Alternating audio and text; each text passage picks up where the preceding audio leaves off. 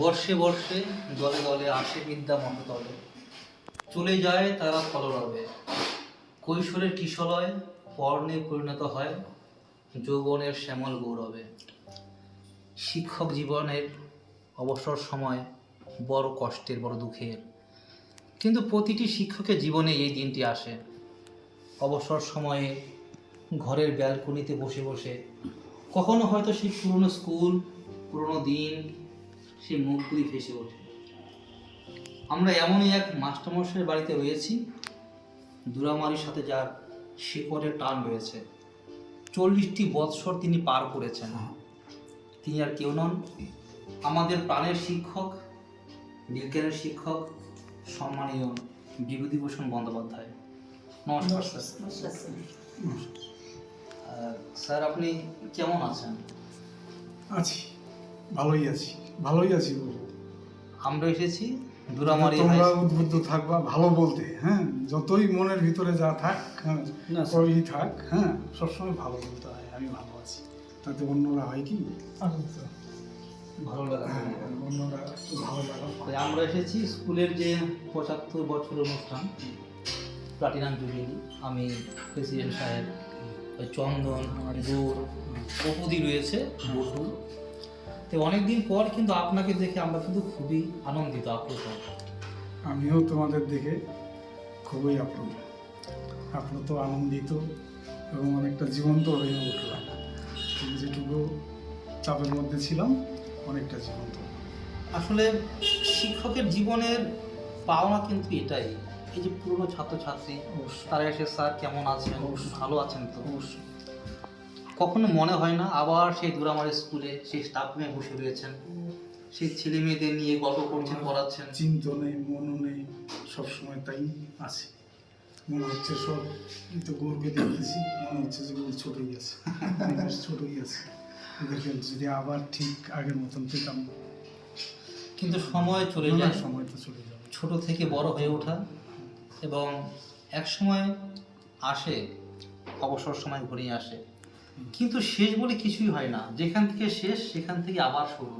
ছোট্ট চারা গাছের মতো জীবন আবার বেড়ে ওঠে।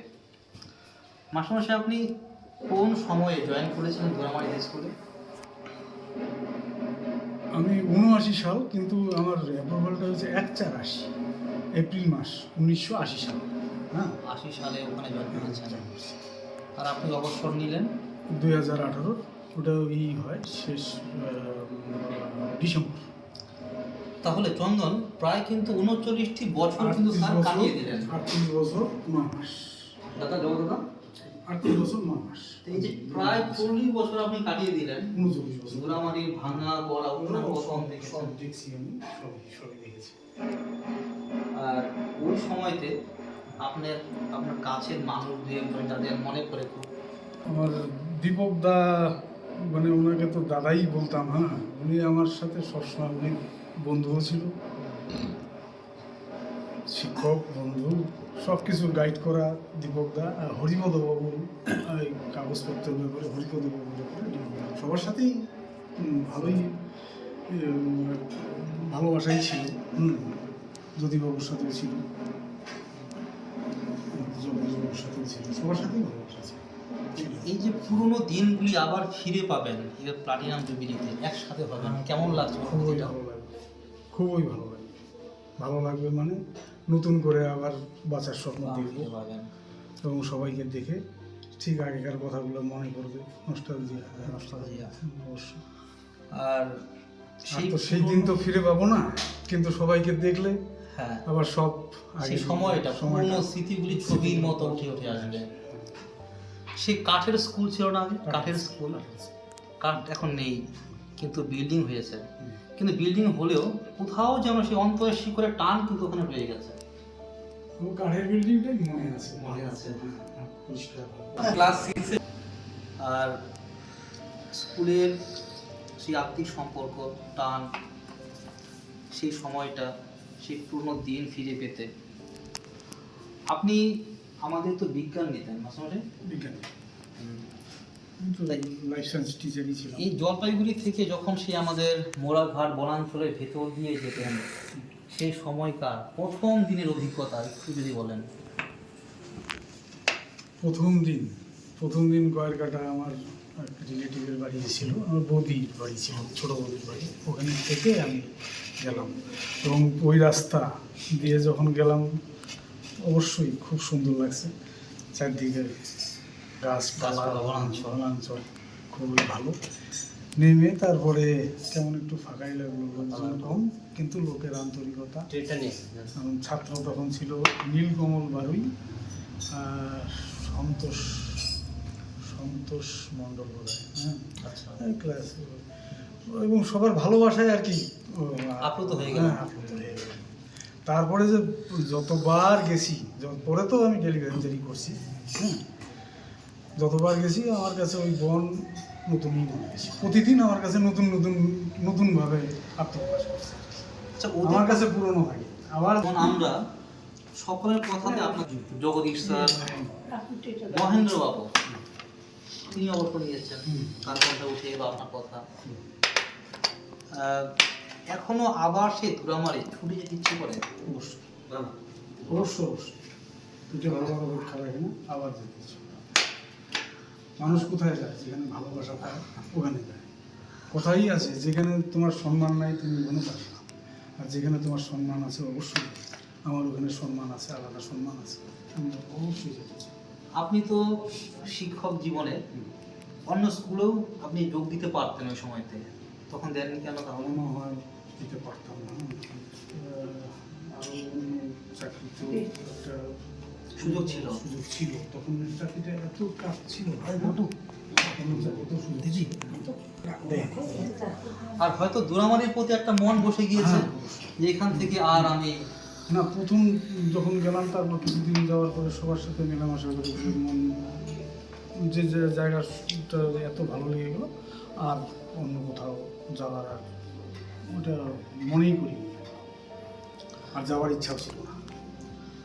স্টাফ রুমে যখন ক্লাসের পরে বসতেন, একটু গল্প গুজব, হাসি ঠাট্টা কাদের সাথে হতো? সবার সাথেই করতাম।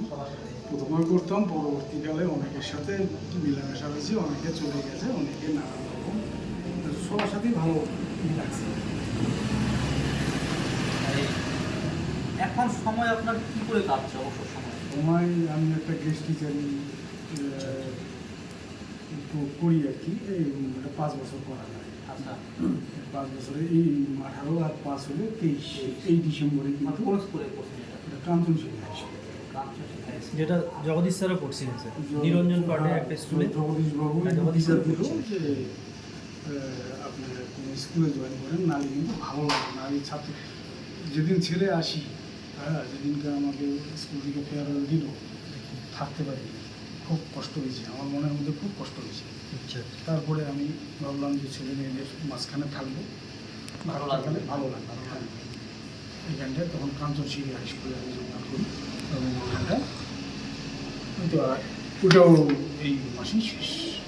আচ্ছা স্যার, আপনি দীর্ঘদিন দুরামারি স্কুলে ছিলেন, আপনার কিছু প্রিয় স্টুডেন্টের কথা মনে পড়ে? সবাই প্রিয়। তাও কিছু নাম যে যাদের স্মৃতি কথায় আছে?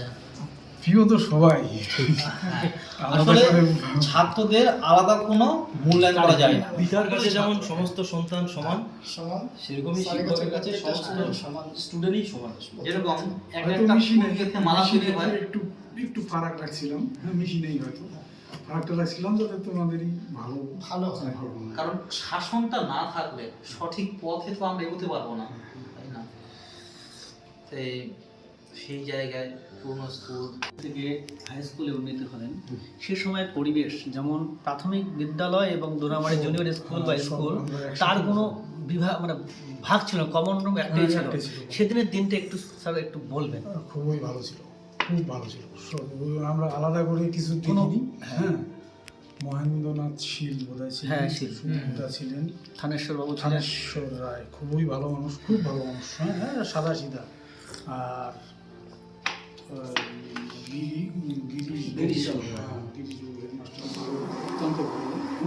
গিরিশ সিংহ রায়, সবাই একসাথে আমরা বসতাম, হাসাহাসি করতাম, ক্লাস নিতাম, মানে ক্লাসে আমার যে রূপটা তোমরা দেখছো সত্যি কথা কমন রুমে কিন্তু ঠিক অপোজিট। অপোজিট ঠিক না, কমন রুমে যদি কোনো সিসিটিভি রাখতো দেখতে হলে যাই হোক স্যার, আমাদের অনুষ্ঠানে আসবেন তো? অবশ্যই অবশ্যই আমাদের অনুষ্ঠান 8ই জানুয়ারি 19 জানুয়ারি দুজনেই আশা করি আপনাকে পাবো, এবং আপনি আসলে আমরা প্রাক্তন ছাত্র যারা খুবই আনন্দিত হব।